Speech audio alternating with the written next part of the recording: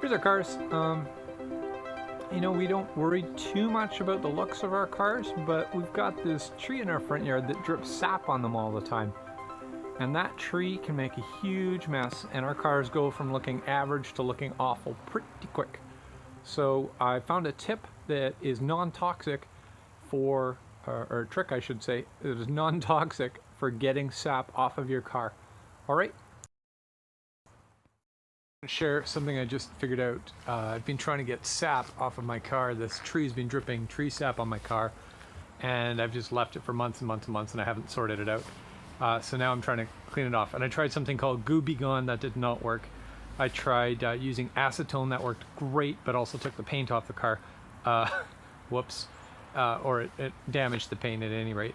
So I was thinking about sap, and I was thinking about how when it's cold, it's hard. It's cold outside right now, as you can tell by the way I'm dressed.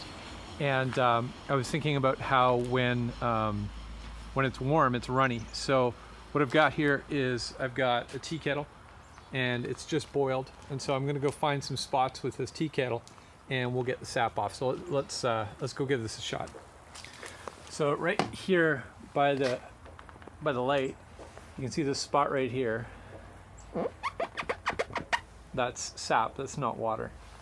So what I'm going to do is I've got a cloth handy. And I'm just going to pour right next to my cell phone, which sounds stupid. I'm going to pour some boiling water on that.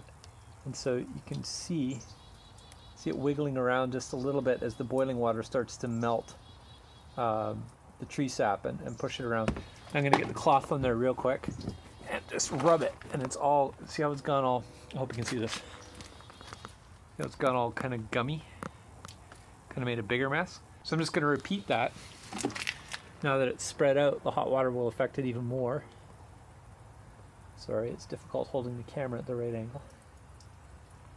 And I assume the hotter the water, the better it works. So this water's been cooling for a couple minutes. There you can see it's coming right off. Sorry, it's hard to get it to focus on a shiny surface.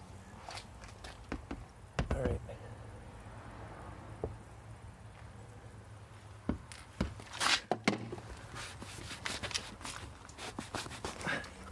Okay, so we've gone from significant sap spot to insignificant sap spot, which is great. So let's find another spot. So we are looking at the side of the car, trying to choose something a little more obvious. You see this sap spot here. It's kind of dripping down in this big long drip by the door handle there. So I'm going to pour some water on that.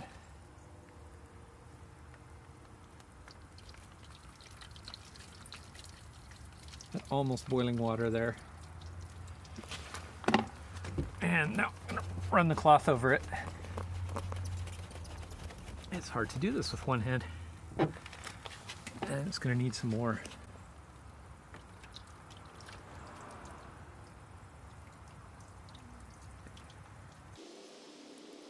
I've got my shoes there. Okay. So what do you make of our science experiment so far? It's still there. Maybe we need to get it hotter. Let me try reboiling the kettle. Okay, so there's our sap, and we just boiled the kettle again. Let's try the really hot water, and let's see if that just melts off nicely or not.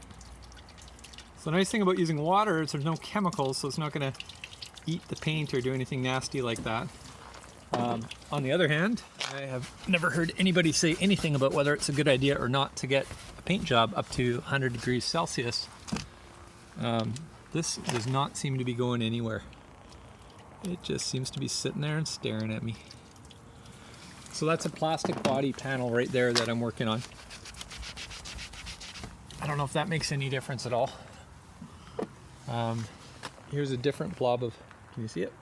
Here's a different blob of sap. We'll just hit it with the kettle.